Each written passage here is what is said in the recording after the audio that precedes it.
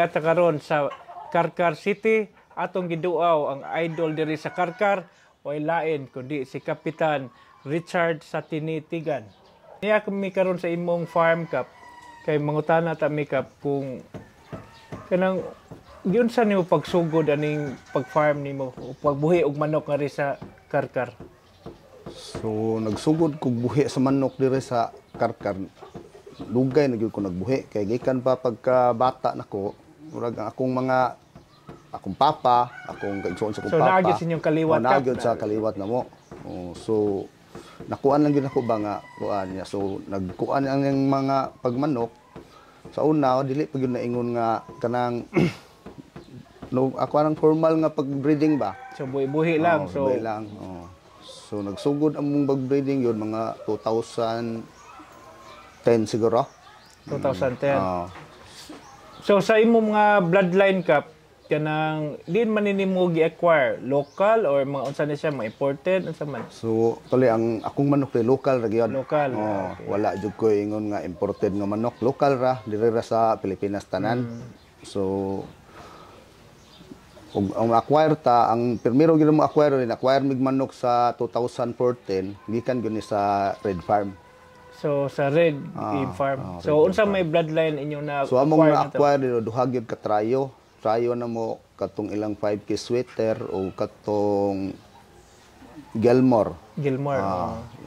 So na panahon mo tila sikat. 2000 since 2014. So karon kap so nag-breed mo nagisgot mo breeding. So mga pila ka buok mga piso or mga inyong ma-produce diri every year ana. So mo produce kog piso every year magdepende ako lang ang aron ang ako ang area kay og mo sayon ra pag-produce og piso magpadaghan pero ang problema lang kung maatong macord ang atong piso problema ta asa nuto ibutang kay ang capacity lang sa area ato ang kuanon ba nang estimaton lang. So ug nalitan mo produce ko siguro mga 200 ang makaproduce ko 200 ang laki every year. Daghan sa 200 pero dili pa gyud na sigurado kay di magita mo ingon nga tanang piso na to mabuhi gyud kay naamang gyud ng mga mamatay unsan diha so dili gyud na siguro so ang target 200 kay naamang gud tay mga association sang giapilan nga diri sa ato ang so unsa may mga association affiliated ka karon kap. So last na ang association gyud nako permiro diri gyud ko sa CBBA. So CBA dayon natawag nako ang CBCC nya nami lokal nga asosasyon diri sa amuang sa Karkar nga kanang lokal lang USGBA nya so wa kay national na ako'y national digmaan.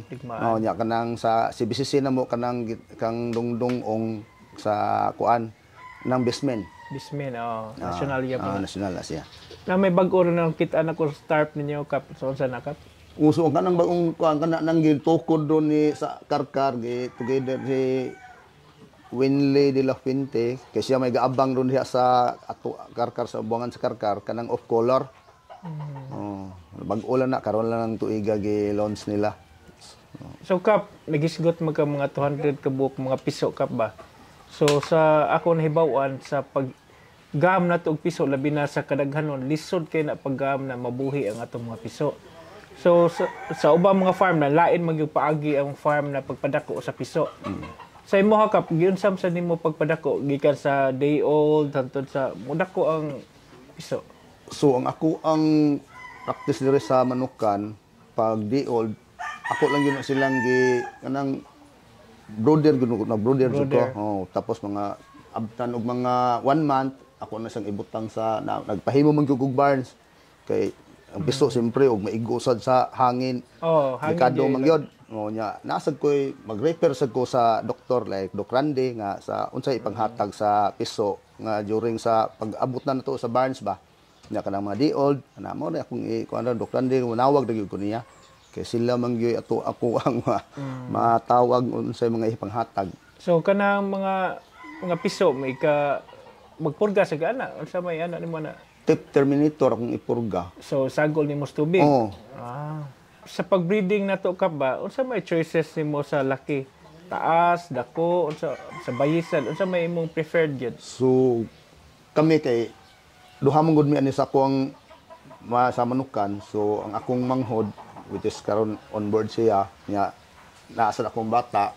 So kami yung tulo magsigi og magkuan sa maggamit select sa mga materials ba kay ang materials gud dili man gud ingon sir dili man gud ingon daghan kayo. So sweater, Gilmore, nya na may bulik. So kana ra gyud among tuyok lang ba. So ang ako lang jud kap unsay choices nimo ba sa katason, lawas, sa manok ba unsay? So pili gyud mig manok nga kana yung sakto gyud, sakto sa barog, sakto sa ang lawas, nindot. Perfect. No, mao gyud atong kay siyempre ni ang isud naman tag kanang so eduk pa na mo palit ana. So at least naay mga mo palit dili sa ta makuan sa atong manok ba nga mo pakita sa atong manok ba kay at least nindot. Unya sa preparation nimo sa pagpaupa na kap unsa may gamit nimo ana wala kay unsa may so pag-upa ako nakuan ko magpa-priming jud ko daan pa-priming sa mga baye sa laki kunahan o ana nya pag preparasyon na parte sa mga tambal manawag na ko ni Doc Randy sa taga-LDI nga unsay ipanghatag ani supplement during sa breeding season ana. So nagamit sa kag MEB siguro.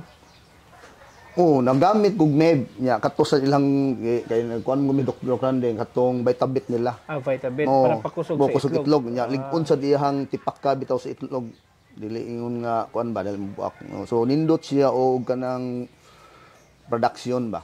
So sa pagpamuhi nimo og manok kap unsa may imong anak tan-aw sa imong kagalingon kap breeder or fighter unsa magid?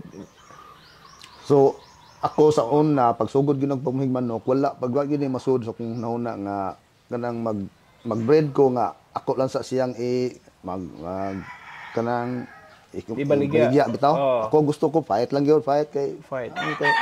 Gusto sa ako ang manghod nga sige lang gyud fight ba ang at least murag kuan ang manok namo ba murag makita ba nga okay ra silang performance sa manok matesting na mo ang breeding ba nga before ibaligya. Before ibaligya.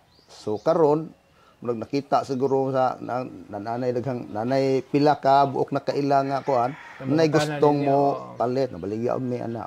So lain sa kay din ato baligya di ba kap kay kinahanglan sa ta mo palit og laog sa kay ato lang kuan ba bali-bali lang ba ang halin sa manok mao sa ipakaon sa manok ana. At least continuous cycle ang manok. Unsa may imo ika-advise sa atong mga classmate na magsugod og buhi og manok? So ako alan jud karon panahon na kinahang tungod lang bitaw sa kamahal gyud sa laog na. Ang page bitaw sa manok ron kasigi lagsaka karong si manahuna mao presyo so semana lain nasad. So nya wa man ta mahimo nga mopalit man gyud ta kay ug di sa ta mopalit mapasmo man sa atong manok. Mamatay. So kinahanglan mopalit lang gyud ta mao na nga mag-breed lang gyud ta ron. Palit mo klaro lang gyud tag manok nga kanang yung at least kuan gyud siya ba kanang sakto lang gyud nga manok kay ug mag-breed gud ka og dili gyud maayo nga manok parehang laog mao ang gasto so kinahanglan tarong na lang gyud nga manok. Mo say kasagaran na suggestion sa uban puslan man gani mo breed kanang maayo na lang gyud kanang nindot kog quality gyud. Kay parehang gasto parehas sa gyud. Ang gasto ang kahago maura man kahago nimo gasto di kuan na lang gyud sakto na lang gyud nga kuan ba. At least kung imong gusto ka na naay mo ganahan sa iyong manok so mabaligya at least dili ka makuan mo presyo ba nga kuan kay at least quality man imong manok. Di ka mauwa mo presyo di ka mauwa mo presyo. So pananlitan ka kung atong mga classmate ganahan mo inquire sa imong manok unsa man lang pag-inquire? So naa man mi page sa amo ang kuan sa amo ang manukan.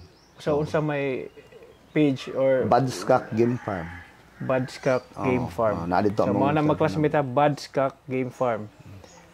Mo na FB page niyo. FB page.